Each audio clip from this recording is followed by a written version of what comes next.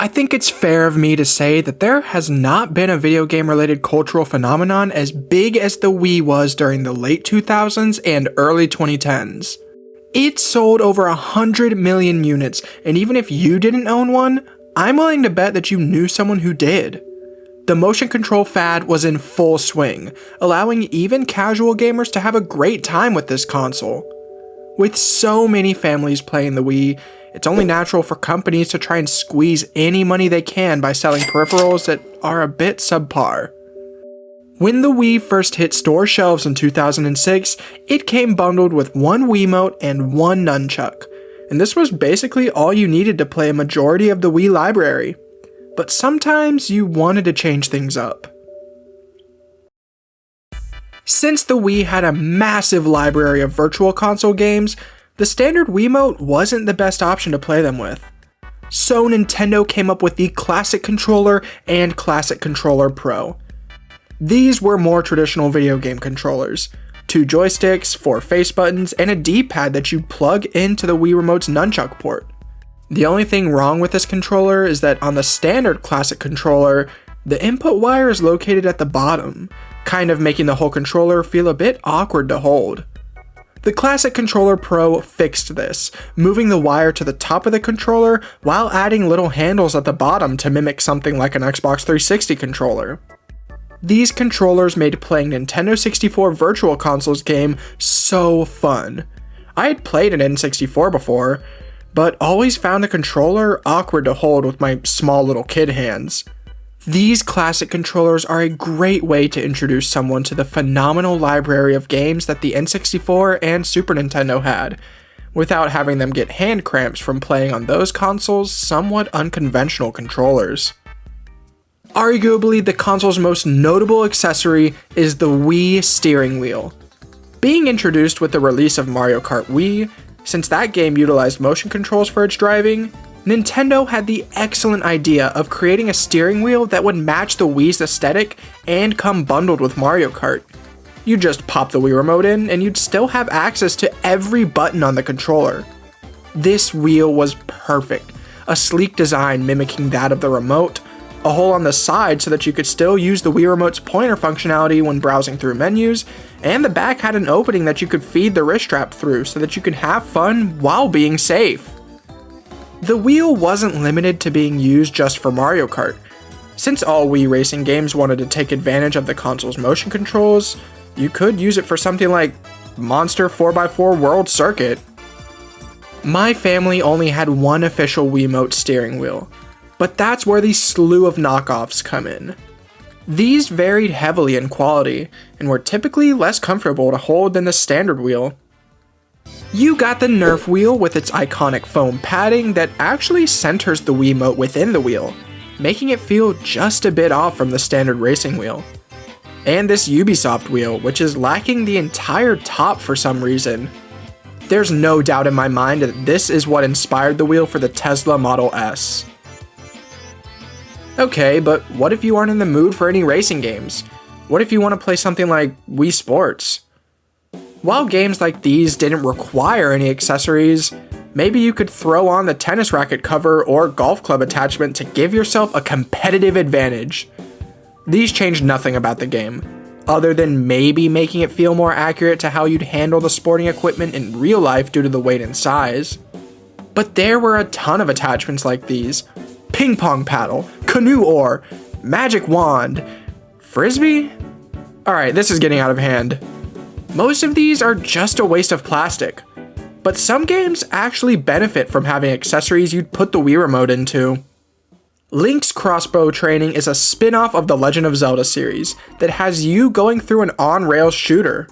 What makes this interesting is the Wii Zapper that came bundled with the game.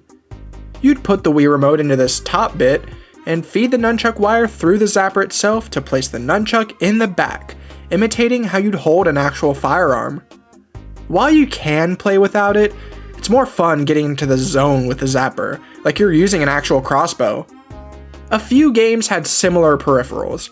Cabela's Big Game Hunter created a ton of these, from shotguns to rifles. If you were looking to hunt virtual animals, there was no shortage of equipment. Honestly, the white and orange rifle is the only thing I can remember from this game. Why does it have a scope? What does this accomplish? My arm's a bit sore from swinging around a Wii remote. Are there any other accessories for me? Another one of the most iconic Wii accessories was also created by Nintendo. Nintendo had the goal to get their player base more active through the games that they were producing at the time. And none were as notable as the Wii Fit series. Wii Fit was a game consisting of a ton of activities with the goal to get the player moving. There was aerobics, yoga, strength training, and a bunch of cardio. The game accomplished this by bundling in the Wii Balance Board, which is also the game's mascot. The balance board was able to track your center of balance and weight, something that the games relied on heavily. While the board itself is a bit clunky and large, some of my fondest Wii memories involve me using it to run around Woohoo Island or play through the obstacle course and the hula hooping games. But the balance board wasn't the only peripheral that relied on tracking your balance and weight. With how popular skating was during the late 2000s, it would be idiotic not to try and jam it onto the Wii. Tony Hawk Ride and Tony Hawk Shred were a part of the iconic Tony Hawk Skating series of games. And to be cool and unique, they came bundled with a skateboard controller. Well, it didn't have wheels obviously, that would tear up the floor. But these allowed you to play through the games like you were actually performing the tricks, not just pressing buttons on a controller. And with how these games were reviewed on Metacritic, it doesn't seem like the board was the best choice. Reviews share a common idea, that the controls were clunky and made the game harder than it should be. And I, for one, agree. I owned this game, and it was terrible at picking up inputs for stuff like turning and your tricks. Like, what do you expect me to do? Pop a kickflip and roll my ankle, or break the board itself coming down too hard on it? I'm not ashamed to admit that I hardly picked this game up. Alright, these games sound neat, but I kinda just wanna sit down and play something unique. This is the UDraw game tablet, and as the name implies, it's used for drawing pictures for games that support it.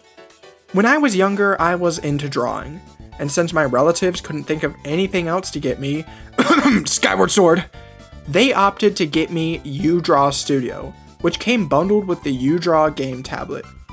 This is actually a pretty neat piece of technology.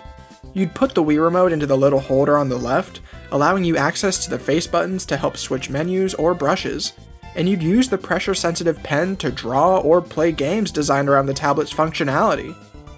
While the games that supported the tablet were lackluster at best, I was always so excited to get to use this mystical piece of technology, and I wouldn't have to waste any of my school pencils to draw. This is all getting a little too complicated with how I have to shove the Wii remote into these accessories and try not to mangle the wire for the nunchuck. I'm just too confused on this. Well, Nintendo thought of that too. Exclusive to 6 games is the Wii Speak.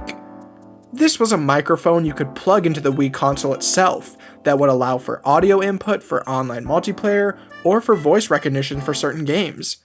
The biggest game that utilized this was Animal Crossing City Folk, allowing players to talk to each other online while in the same town.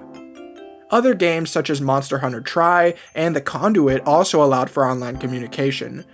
But the Game Show series of games, Wheel of Fortune and Jeopardy, allowed players to speak their answers into the mic. This was a phenomenal idea, and if Nintendo offered more online games, it could have been more widely adopted by the Wii user base. While I'm sure there are a ton more useless and cheap accessories for the Wii that I could ramble on about, these were the ones that were actually memorable and useful. I'll always associate some of these with my Wii experience, since the game just wouldn't be the same without them. If you enjoyed this video, please like and subscribe, and let me know if I missed any of your favorite pieces of plastic associated with the Wii down in the comments.